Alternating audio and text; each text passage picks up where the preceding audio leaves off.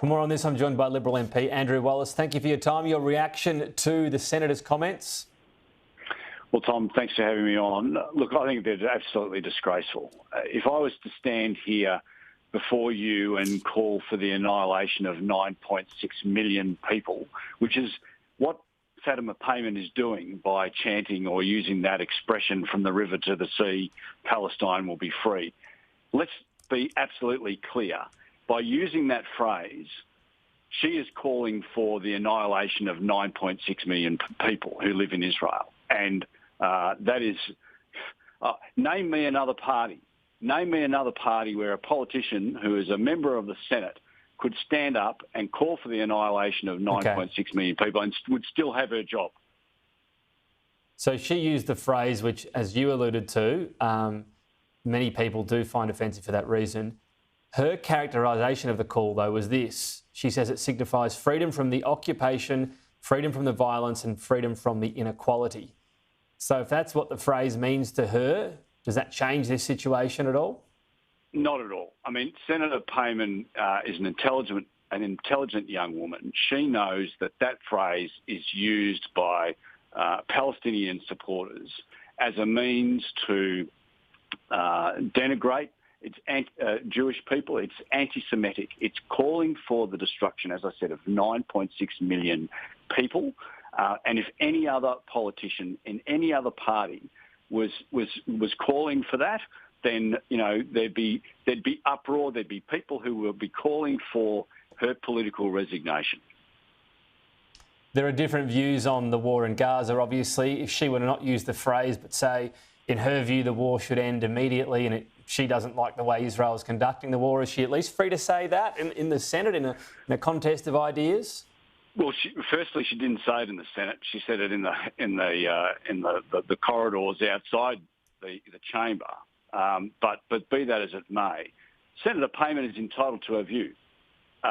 She's entitled to her view, no matter how misguided it might be. But when she makes comments like that, as a political leader in this country, there should be consequences.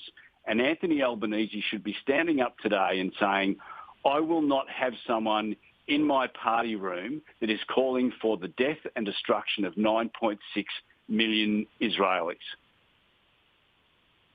That's a dramatic move to make.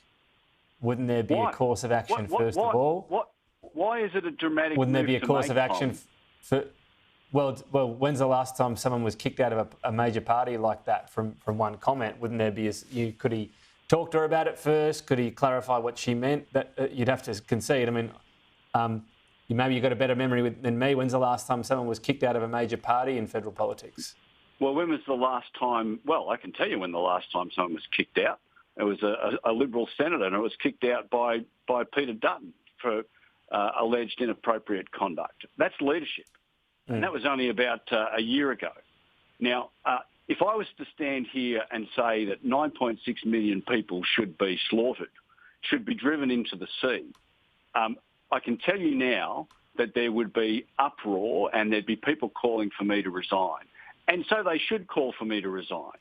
Now, Anthony Albanese take what you say around the phrase. For many people, it means that. That's fair enough. Anthony Albanese has been saying should be slaughtered. I mean, she didn't stand up and say they should be slaughtered. That's from the river to the sea. I understand what you're saying about the Palestine should be free. There is no doubt. I mean, it means what it says, Tom. Let's be very real about this. It means what it says. It's calling for the annihilation of 9.6 million Israelis. Now, you can look outside and say the sky is pink. It doesn't mean it's pink. It's black right now, where I am right now. But the reality is, you can't get around facts. And Fatima Payman would have known very, very clearly that this is an incendiary comment. And at the very least, what has Anthony Albanese done to hold Senator Payman to account? Has he removed her from one of the most important committees in the Parliament, and that is Foreign Affairs, Defence and Trade?